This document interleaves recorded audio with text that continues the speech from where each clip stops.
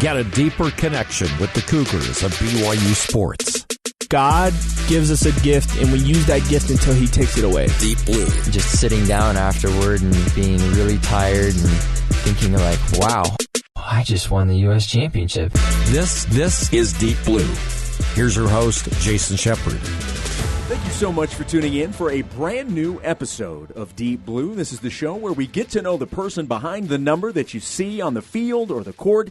These are the true stories of BYU athletes from their own mouths. And today, we're talking with a BYU coach. Happy to have my friend, assistant baseball coach for BYU baseball, Abe Alvarez.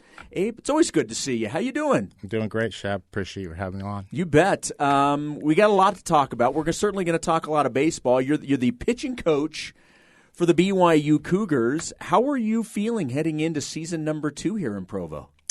Feeling good. I think the big thing is we have a lot of young guys that are hungry, and that's always a positive because it pushes older guys, and that's always fun when there's hunger on the mound.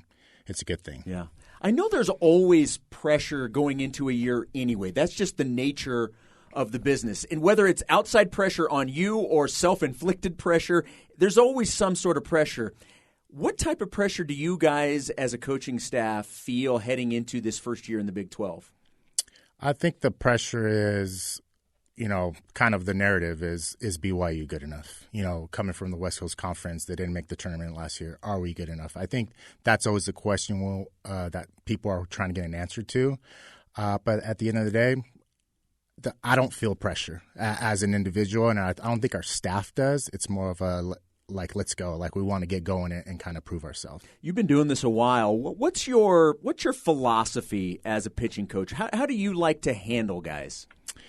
I'm kind of I don't want to say I'm laid back, but I'm more of I want them to be their best pitching coach. I have answers and I'll have my opinion, but most of the time it doesn't matter what I say unless they get it through their head and be like, I have to do this. And then I have to ask Gabe, am I doing it right or what can I do different? And that's always been my approach just because they'll end up being their best pitching coach. Yeah. If they want to play pro baseball, they're going to have to figure it out. Not that there's not coaches of pro baseball, but you're on an island in pro ball if you want to do it. And if they don't understand how to do it now, they won't be able to help themselves later. In the year and in some change that I've gotten to know you and been around you, you are very low key. Have you always been that way? Has that always been your personality, even as a youngster growing up?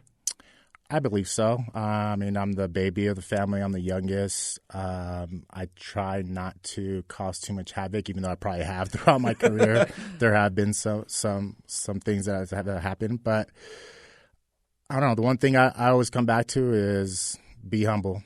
If I'm not humble, if I think I'm too high, God will bring me down. And if I'm too low, he'll lift me up. So if I could be humble and be at a good pace with just who I am, things will happen when they happen. All right, well, let's talk about your upbringing. You're from Southern California. You grew up in Maywood, I believe, until you were 8 or 9. Correct. And then you moved to the Inland Empire. You planted roots in Fontana, California. What was it like growing up in the Alvarez household? A lot of Spanish, a lot of beans and rice and good cooking. But it was humbling. I saw my dad sometimes leave really early to work if I was up, or he was working the night shift and I didn't see him. There's times I definitely didn't see him, and then my mom doing the same thing. When we moved to Fontana from Maywood, it's kind of more where my memory sticks. When I was 9, they were still driving to L.A. to work. So that's, an hour and a half drive to 2 hours depending on traffic. So they were gone by 4 or 5 in the morning, and it was me and my siblings who'd make breakfast, get to school, get on the bus or walk wherever we had to go to school. We had to figure it out. So it was definitely lower middle class, and, hard work and get it done. So you mentioned that you're the youngest. So how many brothers and sisters do you have? I have an older brother and older sister. So it's the 3 of us, my brother Alex and my sister Andrea. So let's go back. When you were a baby, you developed an eye infection, and your mom had given you some eye drops that cleared up the infection, but it actually in your left eye. For the most part, you're blind in your left eye. Is that correct? Take us through that story and what type of trial that was. Yeah. So again, this is coming from my mom. So this is what I got from her. Is I was a baby. I had like kind of the eye boogers you get every morning. That wake up stuff, and it just kind of covered my eye when I was a baby. She tried different things, different methods. Doctor said, hey, here's some drops, but there could be some side effects. It's up to you. She decided to use them. It cleared it up. The side effect was I had bad vision. And I didn't know I had bad vision, obviously, until I was getting glasses. And my glasses, there was only one side that was thick and one side that was normal. And then that's when I found out. I was like, oh, okay, I can't see out of that eye. So what type of trials, because you said it's kind of the way that you really remember everything. That's really all you know. How difficult was that for you, say, in school? And obviously sports clearly played a role in your life. How did that affect those aspects? I think it was more socially. Growing up, you get made fun of if you have glasses, right? But also, my mom tried different methods. I wore a patch on my good eye to strengthen my bad eye. So I was like a pirate for 6 Halloweens in a row. Because hey, you got to work with what you got, right? I had to work with what I got, and she just took a Sharpie or marker and colored that thing in, and I was a pirate. So, the social aspect of it and being made fun of and things like that. But as far as school and grades and the everyday life, I never thought I had an issue. It was just I wore glasses. But other than that, I didn't see it as a problem at all. Okay, so let's talk about the baseball. When did baseball or sports in general, at what point did that enter your life? 5 years old. My dad was a basketball player growing up in Mexico. And he loved sports, but he wanted to instill baseball into me and my brother. It was just, I think, his passion for it. He loves baseball. He loves all sports, but baseball was one of those things where he was like, "Hey, like this, let's do this." Obviously, it's big in the culture. Growing up in Southern California, Fernando Valenzuela was a big deal in the '80s. That's one baseball player that I could say I didn't idolize, but I was like, hey, he's brown, he's Mexican, he's left-handed, I could be that guy, right? So I think my dad always instilled that in me, and it was just a work ethic. It was from 5 all the way, obviously, till now that baseball's still part of my life. Well, and for those that have played baseball, especially younger, you kind of play everything, and then as you get older, it becomes more specialized. When did focusing on the pitching side of it work for you or change for you? Well, my dad, didn't let me play another sport, which was upsetting because I loved basketball. Wanted to try football, American football, and that didn't work out. But I think I want to say it was probably like 10 years old where I figured out I could kind of pitch, or like coaches say, he could throw strikes. At that age, my son's 8 right now, and trying to teach him to pitch, I couldn't do it. It's like you just have to play catch. And I think that's one thing that I realized at 19 years old, I could play catch and hit someone in the chest pretty easily, and pitching became part of my life then.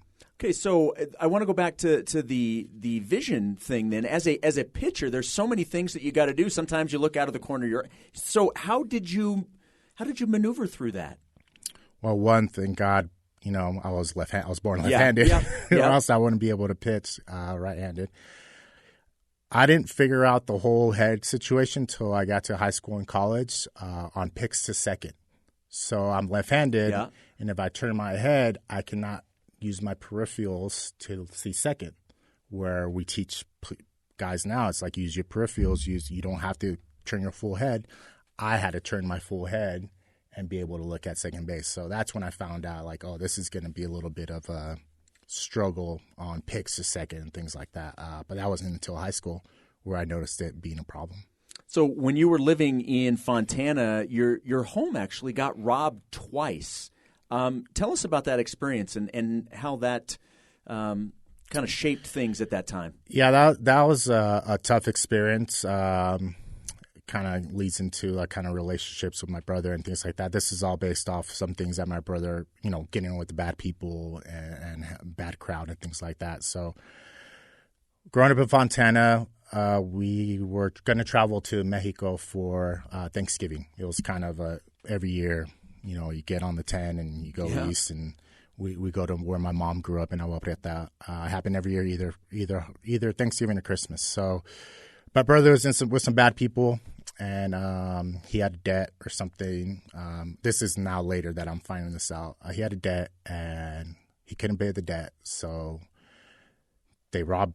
My brother was home alone. I was at school. We're all at school. Everybody was out of the house except for my brother, and they come in. They rob the place. They and they go. My dad kind of confronts my brother. We're all upset, and the people come back because they're essentially friends of my brother. And my dad's like, "What? Why take it all on us?" And they tell him, "Well, he had to pay a debt, and you guys paid the debt." So we're shook. Obviously, I think I was maybe a freshman in high school when this happened, but we still take the trip. And when we take the trip, obviously, they come back and they ransack the house, and we come back to a house that's, I don't even know, it's just a disaster. We don't feel safe, and we kind of get out. We cannot get out of that house. We still stay in the same city, but we go to a different part of the city. So that was just a tough time. I think more tough for my parents because they were struggling financially. My mom, who was a cosmetologist, tried to open up her own shop. It didn't work out. I'm sure I don't talk to my parents about finances and stuff like that, but I'm sure they went bankrupt at some point. It was just a horrible time, growing up. I was wearing hand-me-downs because I didn't have any clothes. We had to go get new clothes. I was in high school. It's a whole social aspect of it. Absolutely. And having to go through that where it was like, all right, it happened. I got to get past it. But it was definitely a tough time. Definitely a tough time to have a relationship with my brother and understand what was going on in his life.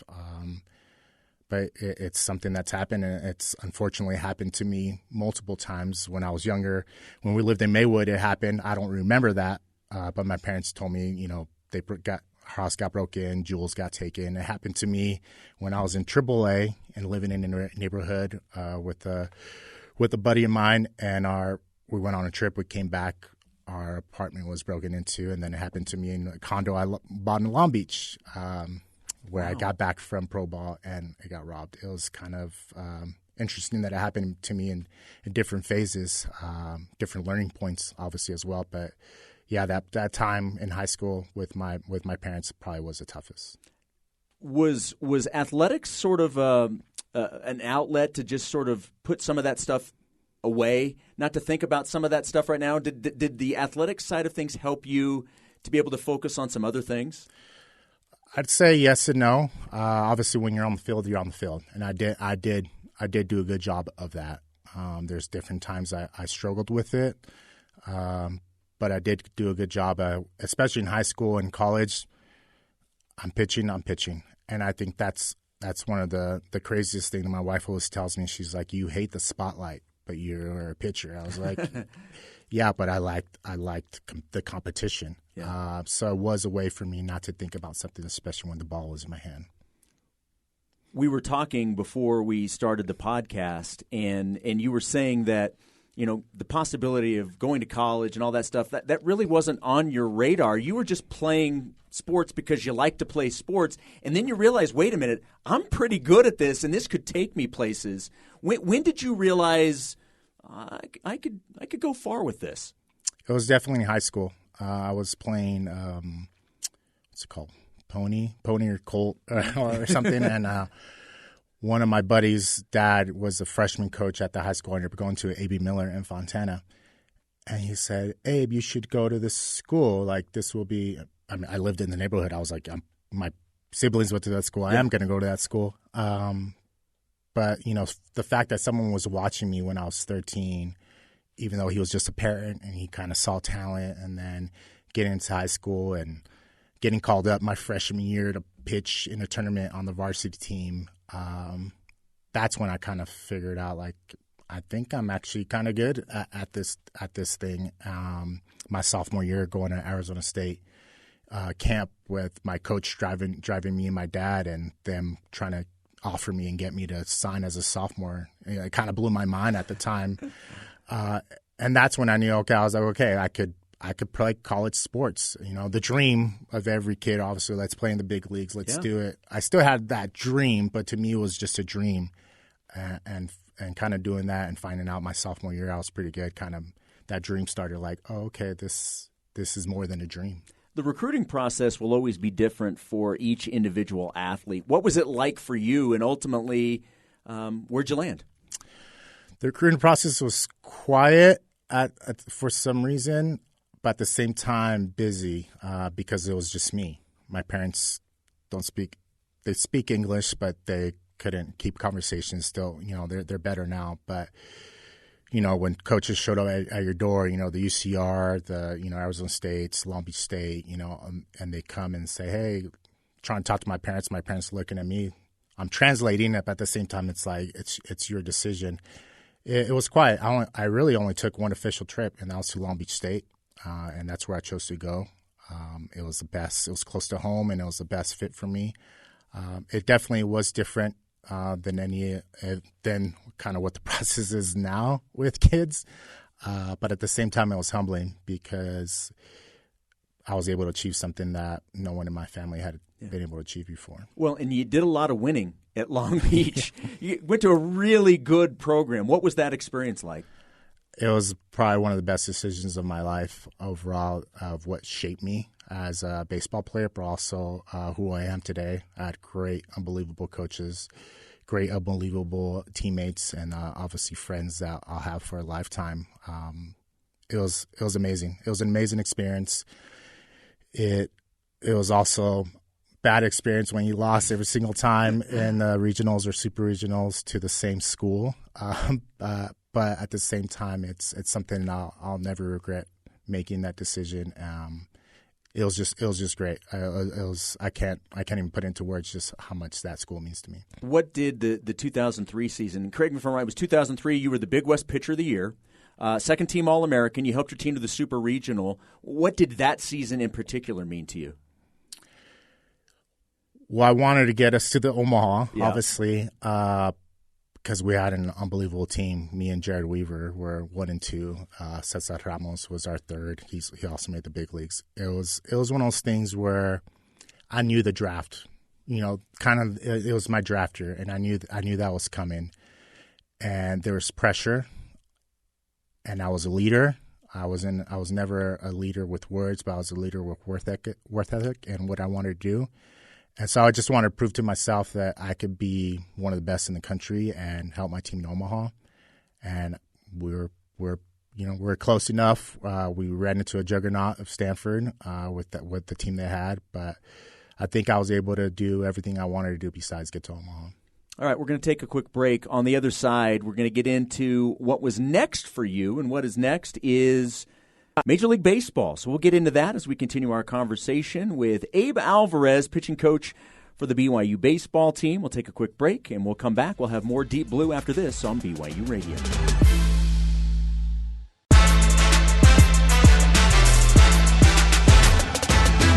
Welcome back to Deep Blue. My name is Jason Shepard. Happy to have my friend Abe Alvarez, pitching coach for the BYU baseball team, here joining me today. I'm talking about his upbringing, talking about his high school career and then his college career. And now we get to the point after 2003 at Long Beach State. You're drafted 49th, and not 49th round. We're talking 49th overall by the Boston Red Sox. And you ended up making a historic run in their system. What was it like, first and foremost, to be drafted and then to realize you're going to the Boston Red Sox? Amazing. I mean, being drafted and knowing that the dream that you had as a 5-year-old is going to come, not necessarily the big leagues, but you're going to be a professional baseball player. The fact that that's going to happen is amazing. How it happened, the story is great. We're obviously in the regionals or going into the super regionals. We're all out of the dorms or our apartment because the lease is up. So the school puts us in a hotel. We're on a hotel like we're on the road. And back then, there was there was internet, but it wasn't like the draft was not on Major League Network and things like that. So I'm in my hotel room with my roommate, And I'm looking at my watch because we got practice at like 2 o'clock or whatever. It might be in the morning because there's no school. And I'm like, all right, we got to go. Get in my car. But Troy Tulowitzki, who's a freshman on the team, he's like, hey, I got it on the computer. You got to come watch. I was like, we got to get to practice, Troy. Like, Tulo, like, let's go. I jump in my car with my roommate. Or actually, I think I'm by myself. And I'm making the turn into our practice facility at Long Beach State practice field. And I get a call from my advisor, my agent at the time. And he says, Abe, you just been drafted in the second round by the Boston Red Sox. And I was like, say that again? And he's like, yeah, you're 49th overall pick by the Boston Red Sox. And I was like, whoa. I was like, okay. I was like, what's next? He's like, I'll let you know. And I was like, all right, I got to go to practice. We got Stanford this weekend. On to the next. I'm a pro ball player, but hey, we got to go to practice. Yeah, I mean, the goal was still Omaha at the time. Just because that's where I was at. I try to be, where my feet are as much as I can. But it was I get to the field and everybody already knows. And Coach Weathers and Coach Buckley, who are the coaches, are like, congratulations. But it was like, all right, we got practice. That's later. What did your mom and dad think about you being drafted? What kind of a moment was that for them? It was. I mean, I don't remember crying. I don't think my dad cried, but my mom probably cried. But my dad was just over the moon, and I think it was a big deal for me to do that for him. It was even though it was my dream, it was more of my dad raised me right. He pushed me the right way. He made sure I was at practice. He didn't make me miss. All the work that he did on the back end was now like, yeah, there it is, kind of moment for me to see, and for him, I think, to kind of take in. The moment I actually pitched in the big leagues kind of was, all of it put together. Well, and we'll get to that in a second, but I mentioned that you made a historic leap in the minors. You went from single A to the big leagues. How did that happen? Take me through that story. Well, short A, which they don't have anymore. I was in short A. Most of the college players go there, and my innings were up. So I probably pitched like 9 innings, I believe, my first season overall, maybe 19 or something like that, under 20. And it was more of a, hey, get you acclimated to pro ball. And then what was wild was I didn't even go into really low A or single. I didn't play really single A ball. I jumped right to double A. In my first full season. Yeah. And I think that was incredible even for me, being in spring training, and you go to the boards and they usually start putting your names where you might end up, and I just saw my name in double A. And I was like, I'm playing with 22-year-olds, 24, like guys that have been playing pro ball for about 4 or 5 seasons already, and this is my first year, which I thought was amazing. And then from double A, I was having a pretty good year. Not great, but I was having a pretty good year. And there's rumblings of, hey, there's a doubleheader. They're going to call someone up, and I had local guys on my double A team at the time, and they were listening to, Boston Sports Radio, which is those people, they know everything. And he's like, come to the locker room and be like, Abe, your name was mentioned. I was like, yeah. To me, I was like, yeah, right. I mean, I'm 20 years old. I mean, it's like, come on. And then, no doubt, Coach Johnson, Ron Johnson, who was my manager, great man, he calls me in. We're on the road in Connecticut, and he says, hey, you're going to the big leagues, and you're pitching in the first game of doubleheader on Thursday. I think this was like a Monday, and I couldn't believe it. He's like, you can't tell anybody. I was like, what are you talking about? You can't tell anybody. The biggest news I've ever had, and I have to keep it quiet. But obviously Boston radio, rumors fly and this and that. So I don't know. He's like, yeah, Abe has to go home, something. And Thursday they drive me up to Boston, and I'm in Boston. I've got to imagine anybody that's in that situation and gets that, one of two things happens. Number one, it either just boosts your confidence immensely that you had put in the work to be put in that position, or it's so overwhelming the stress would just kill you. Which one was it for you? I think it was kind of both.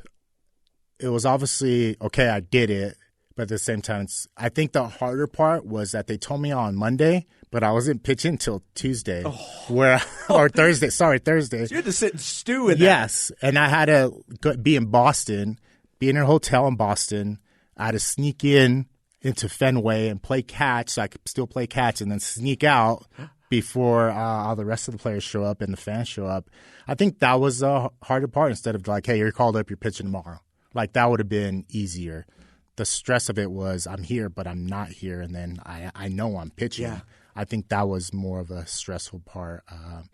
But the excitement of it when you find out, it's like, mom, dad, get on a flight, probably a flight that they've never been on a flight to the East Coast, and this is the first time. But it's like you got to come. So mom and dad were there. Oh yeah, yeah. That was my one request to the Red Sox, that they fly out my parents. Wow. So what was the moment like? Not only are you making your major league debut, but you're at Fenway Park, one of the most historic stadiums in all of sports. What was the moment like? Amazing. I mean, it was hot summer night or summer day, which was bad too because I sweat and I'm like ready to change the jersey and stuff like that. And my heart's bumping and my level's high, so I felt I got warm too fast. And you start thinking about other things, but you take in the moment. You walk out to the bullpen and you just take in the moment. Like these people know who you are. They're yelling from the stands, Alvarez, you go get him. Like they're pumped up for you, and I think that's what made it special. The people, in New England in that area, Red Sox fans know everything. They'll tell you the truth. They'll back you up. They'll tell you when you're not good too. And really, I've never heard that about them. And it was just amazing because I'm a West Coast kid. Yeah. I'm a Dodgers fan. As Dodgers fans, we're not really into the farm system. Wait till you get to the big leagues. But over there, they knew everybody from the draft till you made the show. And I think that was amazing that they knew that and they support you throughout anything. So how'd you do? 5 in dive, gave up 5 runs, lost 5-3.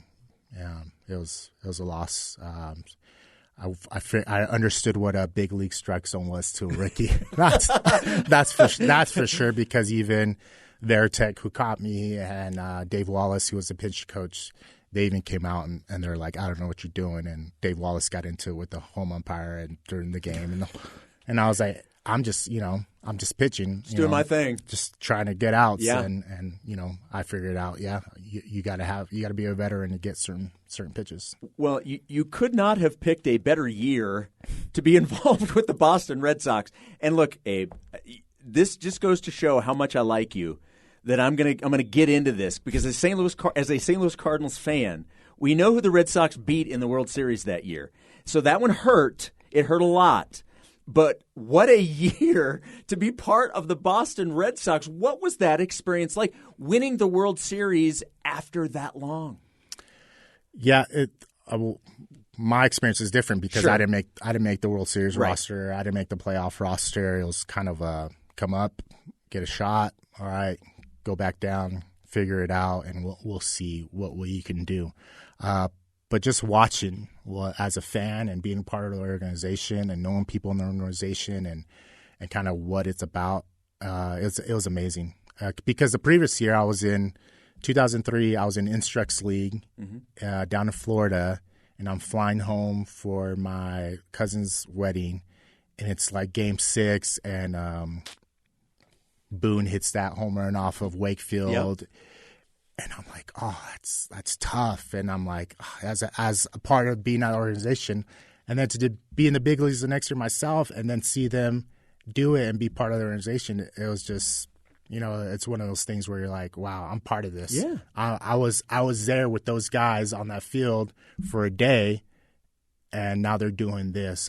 It was completely amazing. So I'm not sure how all of this works. Did you receive a World Series ring as well? I did. I have one. Now, is that because that you did pitch in the majors, or would you have gotten it even if you had not been called up? How does all that work? I'm not 100% sure on how that usually goes. The way I found out, I was in spring training. Obviously, I was in big league spring training the following year because I was now on the 40-man roster.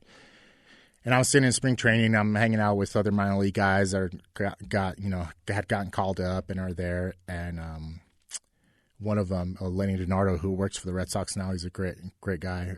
He says, "Hey, go, you got to go get fitted." I was like, "Fitted for what?" I was like, "Your ring." I was like, okay, pulling my leg. Okay, rookie, you're gonna get got. And then Alan Embry and Tim Lynn, those older guys who are really good guys in the bullpen. They're like, "No, Abe, it's true. Go get fitted." Walk into the room, and I'm like, "All right," and try it on and this and that. And it was humbling because the Red Sox didn't have to do that, but it was owner's decision and the player's decision to allow anybody who got called up throughout the year, whether they played or didn't, got a World Series ring. So I was one of the lucky ones who actually got to play in the game, but there's guys who got rings who were just called up maybe for like 3 days and didn't get to play, and they're still able to get a ring. So hats off to the Red Sox for doing that. So it wasn't the last time, though, you pitched for Boston. You pitched in a couple more games in 2005 and in 2006. But you spent most of the time in the minor leagues. You ended up playing some independent ball as well over in Italy, I believe. Correct. So what was the remainder of your professional career like?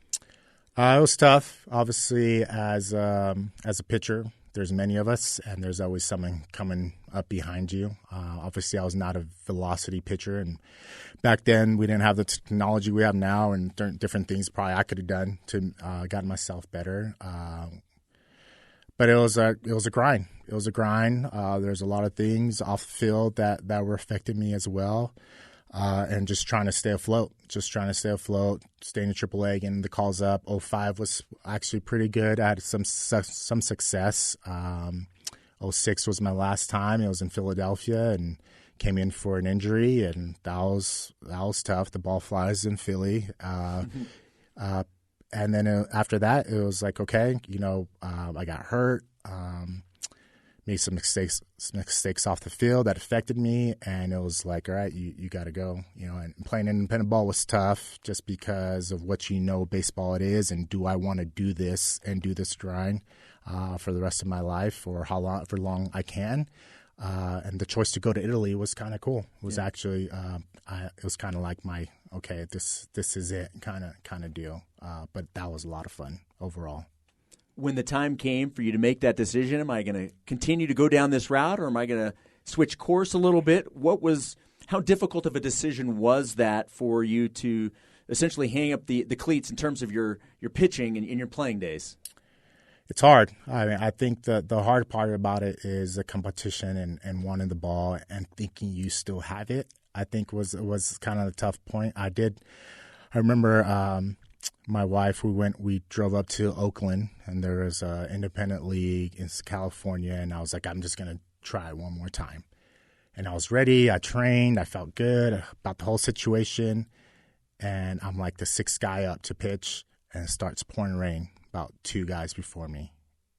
And I'm like, okay, something's up. A sign. Like, this is time. This is God's telling me, You've had enough. You got to go do something else. So it was tough kind of figuring that out. But at the same time, I was like, yeah, it's time. God's telling me something. It's time to do something else. What role, you've mentioned God a few times during the interview, what role did religion play in your life growing up? I was raised Catholic. My mom was a devout Catholic. We're in Mass. I was an altar server, baptized, communion. I did all my sacraments. I have all my sacraments except for the last one. It was just a thing at home. It's part of my faith and part of the culture, being, Mexican culture strong in the Catholic faith. And I owe my mom a lot for instilling that in me. My dad wasn't as devout, but at the same time, he did push me with other things and understand being a man of the house and things like that. So faith is number one.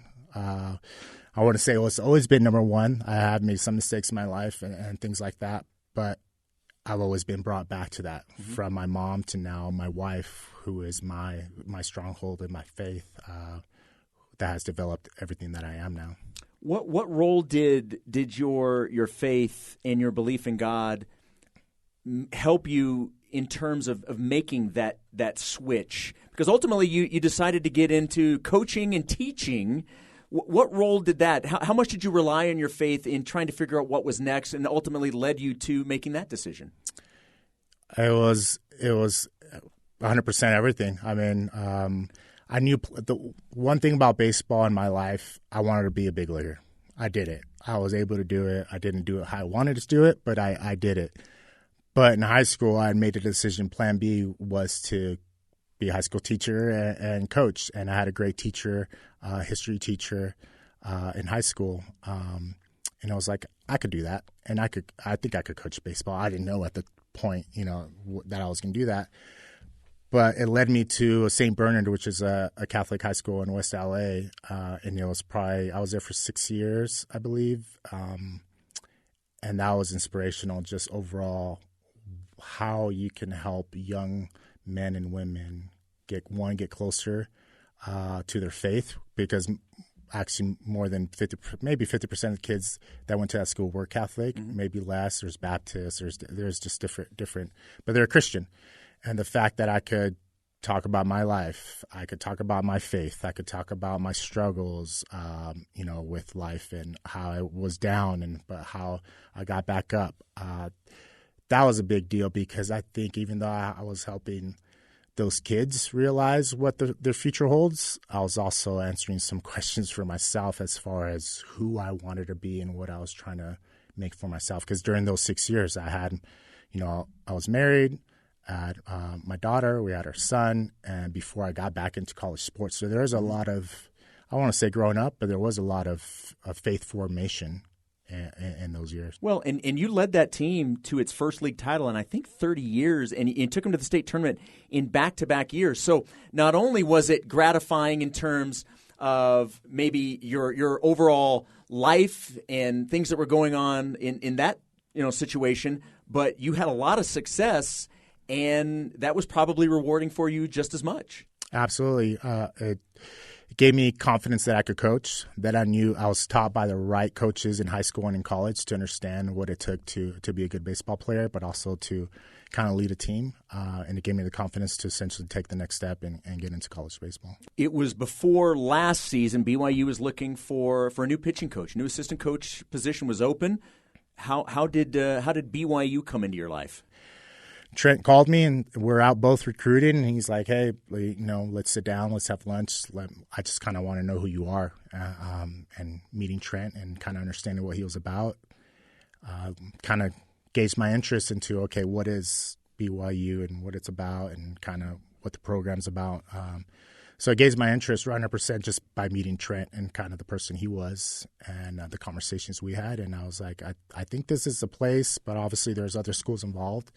And just sitting down and praying with my wife and kind of going through that process and saying, God will lead us to where we need to go, and BYU ended up being the place. I remember before you had been hired, but before I got a chance to meet you, and I remember talking with a couple of the coaches, and I just remember saying, "This guy, they told me he's a perfect fit. He's not a member of the church, but he fits perfectly here." And obviously BYU is associated with the Church of Jesus Christ of Latter-day Saints. Was there any concern on your part as a member of a different faith to come to BYU? What was that type of conversation like between you and your wife, and even your inner thoughts? Yeah, I think like everybody, I didn't go down a rabbit hole, but other people, it's other people's opinions always like, well, be careful with this and be careful with that. And me and my wife were like, well, we're not there yet. We don't know it. I talked to Coach Kindenberg, who was at Utah, who's good friends with my college coach, Coach Weathers, who also coached at Utah. I totally forgot. And just kind of asked him, like, what's the experience, even though you're at a different school and this and that. And, his kids actually went to the school where my kids go to school now, over by Juan Diego, St. John the Baptist. So it was just asking the right people, and kind of who's at Colorado Pueblo? I forget the school, but I called him, and he was not a member of the faith. And I was like, "What is up?" He's like, "Abe, you're fine." I was like, "What do you believe?" He's like, "What do you believe in?" I was like, I'm Catholic, raised Catholic, but, go to Christian church sometimes, but I believe in Jesus Christ. He's like, you'll be fine.